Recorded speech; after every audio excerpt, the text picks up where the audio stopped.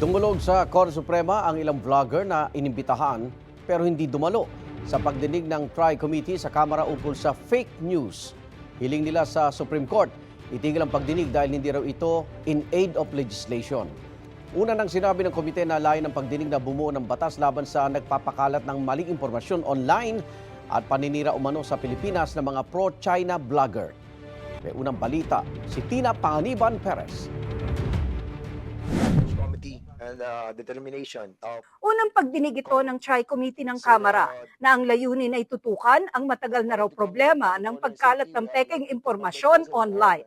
Isa sa mga pinag-usapan sa pagdinig ang paninira sa bansa ng ilang social media account na nakabase sa Pilipinas pero konektado umano sa China. At ito po yung pinaka-latest, no, na meron po kaming nahukay na pro-China na network of X accounts na nagsispread ng anti-Philippine sentiment habang nagpo-push ng content related po kay Vice President Sara Duterte.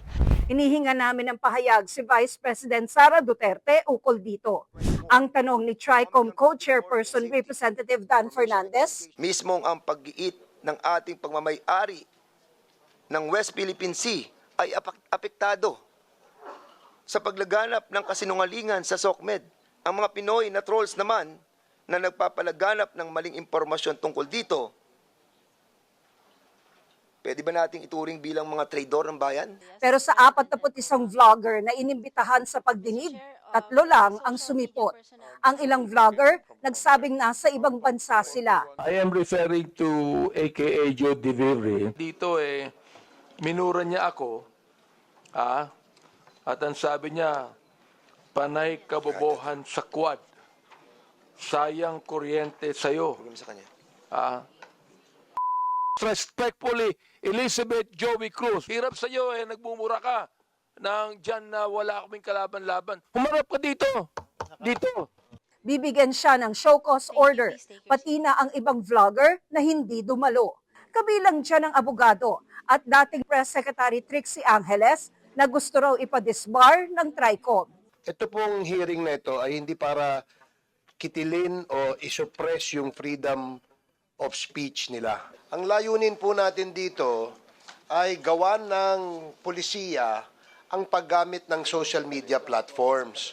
Dapat po meron tayong disiplina, meron tayong code of conduct, meron tayong ethics sa paggamit nitong social media. Aminado ang DICT na nagkakaproblema sila sa paghahabol sa mga nagkakalat ng mali online. Hindi naman namin sinasabi na ko-control din natin social media, but just to allow the law enforcement agencies to have more immediate power to react. We have a challenge in obtaining information and evidence kasi hindi po totoong identity minsan yung pinapost nila sa Facebook. Political trolls are not tech-brainwashed, uneducated, poor voters in rural areas. Some of them are from middle-class families, and they see political trolling as just a side gig, a hustle to make ends meet. There are different kinds of workers, and we need to hold accountable the people at the top, yung mga elites in advertising and PR industries. Merong mga journalist na nagbablog, di ba? But blogging does not make you a journalist.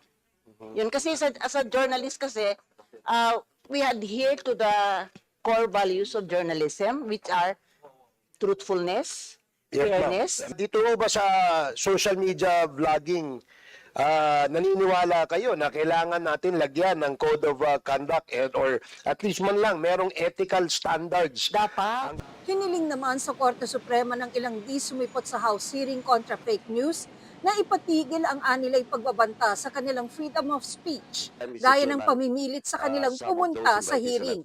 Giit nila, hindi in aid of legislation ang hearing, kundi pagpapahiya sa kanila at paglabag sa kanilang freedom of speech. Hiniling din nilang pigilin ang panukalang i-regulate ang social media na labag umano sa konstitusyon.